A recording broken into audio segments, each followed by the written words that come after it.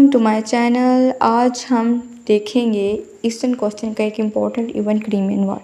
Crimean war की बात की जाए तो 1853 में ये वार स्टार्ट हुई थी और 1856 में बाय ट्रीटी ऑफ पेरिस ये वॉर एंड होती है। ठीक है, फर्दर इसकी बात करें तो मेजर प्लेयर्स में एक तरफ रशिया है और उसके अगेंस्ट पे 3 सुपर पावर्स होती हैं, ब्रिटेन, फ्रांस और ओटोमन एम्पायर, सल्तनत उस्मानिया। वन लाइनर कास्ट की बात की जाए तो रशिया जो है वो ओटोमन एम्पायर में कुछ टेरिटोरियल गेन्स चाहता था और ब्लैक सी पे कंट्रोल हासिल कर सकता, जिसकी वजह से ये सारा मामला स्टार्ट हुआ और वो कोई बहाना ढूंढ रहा था कि उसको कोई इस तरह का कोई मिले मौका तो वो चढ़ाई करे ओटोमन एम्पायर की। और ये मिला उसको टर्किश एम्पायर में कुछ कंट्रोवर्सी चल रही थी होली चर्चिस को लेके, होली चर्चिस के कंट्रोल को लेके। अब जो होली चर्चिस की जो सरपरस्ती थी वो थी कैथोलिज्म के पास, कैथोलिक्स के पास, जिसकी अब वो कुछ सही तरीके से रेगुलेट नहीं कर रहे होते, नेग्लिजेंस जो कर रहे होते हैं। और एम्पर क्या करता है, सरपरस्ती उनसे छीन के ऑर्थोडॉक्स क्रिश्चियन को दे देता है। अब ये बात जो है वो फ्रांस को बहुत नागवार गुजरती है। नेपोलियन द थर्ड जो है वो एम्पर को वापस करने को कहता है सरपरस्ती, जिसकी वजह से मजबूरन एम्पर जो है वो एक्सेप्ट कर लेता है, मतलब रिकग्नाइज़ कर लेता है दोबारा से। अब ये बात जो है वो बहुत नागवार गुजरती है ऑर्थोडॉक्स क्रिश्चियन को, वो प्रोटेस्ट करते हैं और उनके सपोर्ट में आता है रशिया, ज़ार निकोलस वन। ज़ार जो है वो ब्रिटेन के पास जाता है और उसको कहता है कि the sick man of Europe है, उसकी हालत इतनी नहीं रही, तो हम ऐसा करते हैं कि इस पर अटैक करते हैं और इनकी टेरिटरीज़ को डिवाइड कर लेते हैं। लेकिन ये डील करने से ब्रिटेन मना कर देता है और मजबूरन जो रशिया है वो फिर अपना एक एम्बेसडर भेजता है, उसका नाम होता है मेंशिकोव।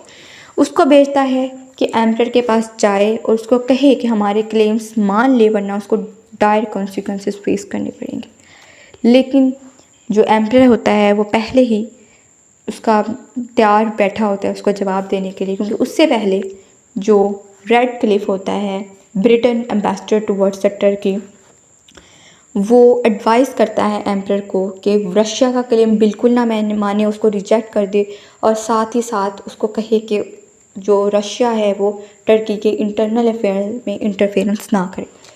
एम्परर बिल्कुल ऐसा ही करता है, उसको मना कर देता है और ये बात रशिया को बहुत तैश दिलाती है।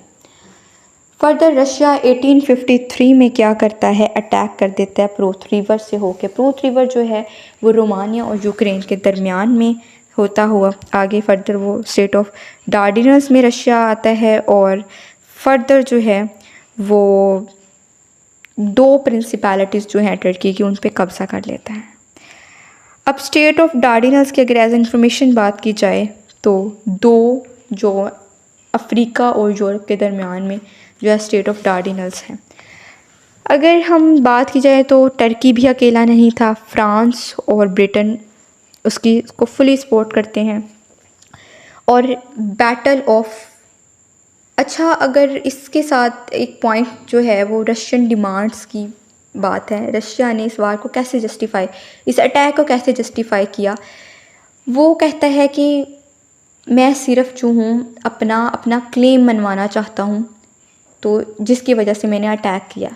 ठीक है, उस तरह से उसको जस्टिफाई करता है, हालांकि उसके बहुत ही जो खनौने किस्म के प्लान्स होते हैं। अगर हम देखें तो जो ब्रिटेन है, फ्रांस है, वो दोनों इसकी सपोर्ट को आते हैं टर्की की, और वो ब्लैक सी में अपने जो है वो ट्रूप्स उतारते हैं दोनों।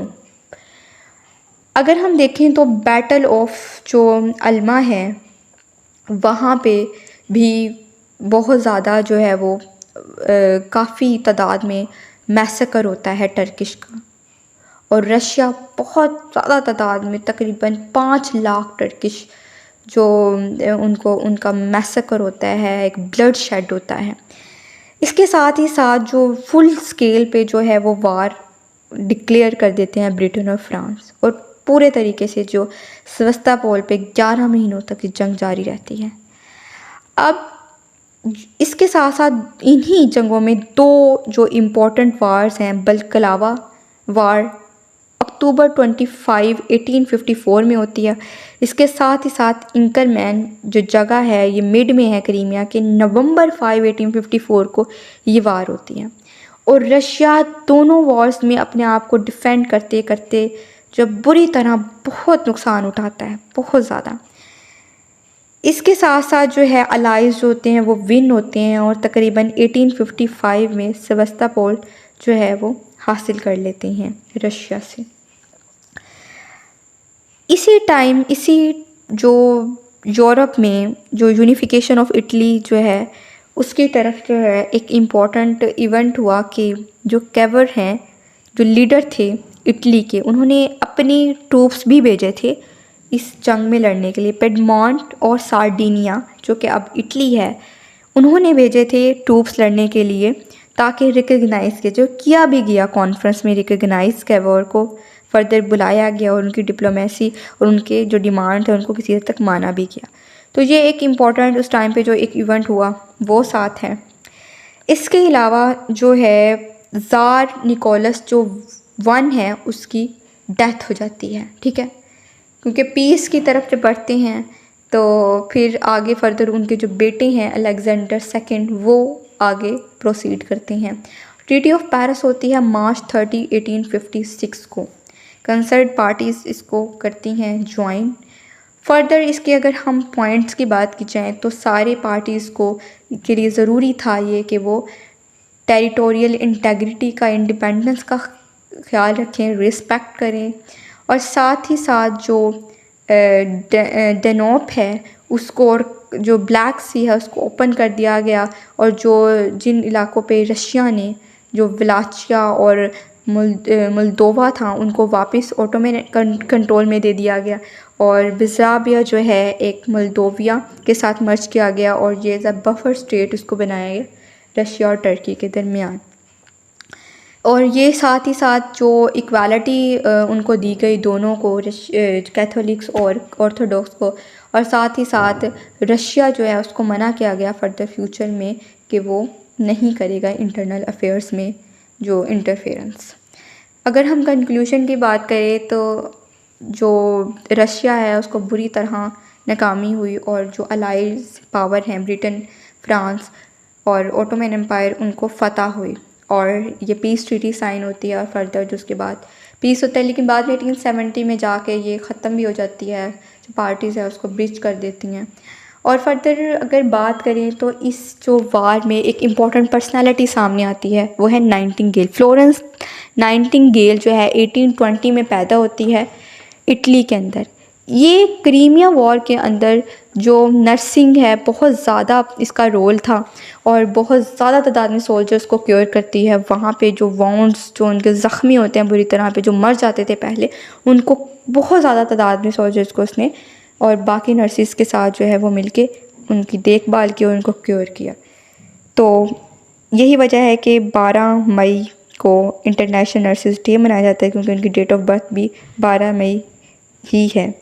और इसके साथ ही साथ उनको एंजल ऑफ मर्सी भी कहा जाता है, लेडी विद अ लैम्प भी कहा जाता है, क्योंकि ये लैम्प लेके जाती थी और उनको क्योर करती थी।